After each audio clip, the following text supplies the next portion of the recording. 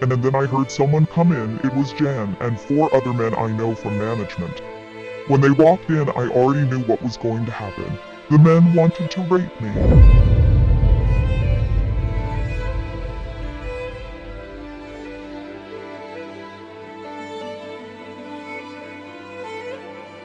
I escaped being raped. I would like to tell my story.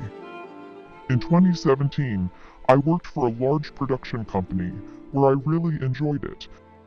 The work was hard 5 days a week and sometimes on weekends. Travel time to work was about 1 hour. I always went by train. I worked for a manager. His name was Jan. He assigned the tasks every morning when we came to work. If there were problems at work, we always had to contact him. Jan always made sexist comments and jokes towards women. I always felt uncomfortable about that. I also filed a complaint about this with the management, but they never responded. On a Friday, Jan asked me if I wanted to work overtime until 11 p.m. so I would get paid extra. I said yes because I really needed the money. When my extra shift was over, I was tired and happy. Jan came to me after my shift and asked if he should take me home. I refused because I always thought he was a scary man. He kept pushing and pushing to take me home. I kept saying no. Then he stopped. I grabbed my things from my locker and left the company to catch the train home. When I was almost at the train station, my phone went off. It was Jan. He told me that I had forgotten my keys. I immediately thought, how is that possible? I always put my keys inside my bag. I knew immediately that Jan had taken my keys from my bag. I walked all the way back to work. The company is located on a large industrial area. It was already 11:45 p.m. late, and there was no one left in the dark industrial area. When I walked back into the building, Jan was already waiting with the keys in his hands, and he had a big smile on his face. First thing he said was, "Let me take you home now." I angrily pulled the keys out of his hands and walked back outside without saying a word. It was now pitch dark outside because they turn off all the lights at 00 on the industrial area. It is about a 10-minute walk across the industrial area to the train station. When I was halfway there, I heard a car approaching. I turned around and saw that it was a black Porsche.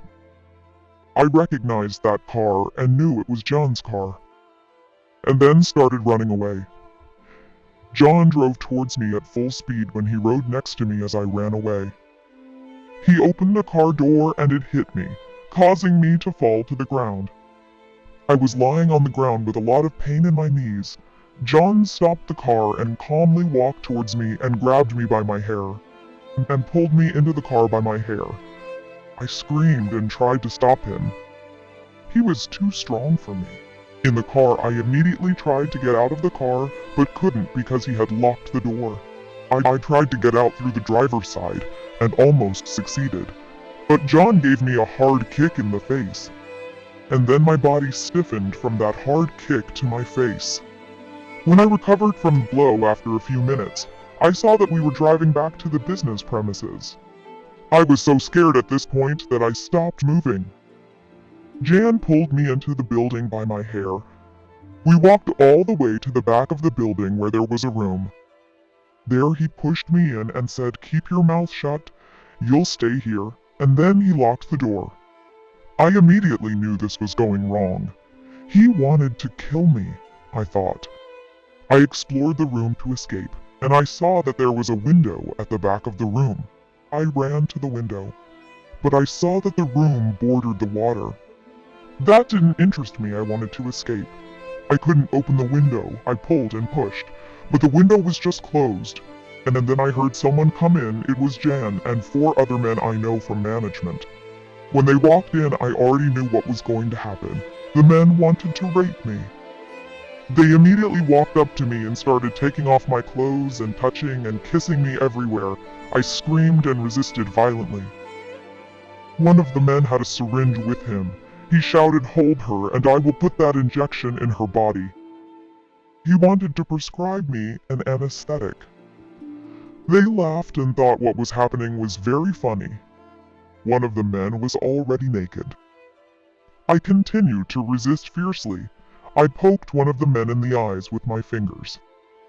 He screamed in pain. He got so angry that he grabbed me tightly and pushed me hard against the window. He pushed me so hard against the window that the impact caused the window to open and I fell out into the water. I was completely dazed from the blow and was floating in the water. I looked up at the window and saw one of the men point a gun at me and shoot a number of bullets. I immediately dived under the water and swam as fast as I could to the other side, full of adrenaline. I climbed to the shore with great difficulty, exhausted and almost hypothermic from the icy water. Suddenly, I heard someone say, "Calm down. I have already called the police." It was a truck driver who heard gunshots and came over. I was so in shock and hypothermia that I couldn't tell on the spot what was going on. I was taken to hospital. I have filed a report against Jan and the company.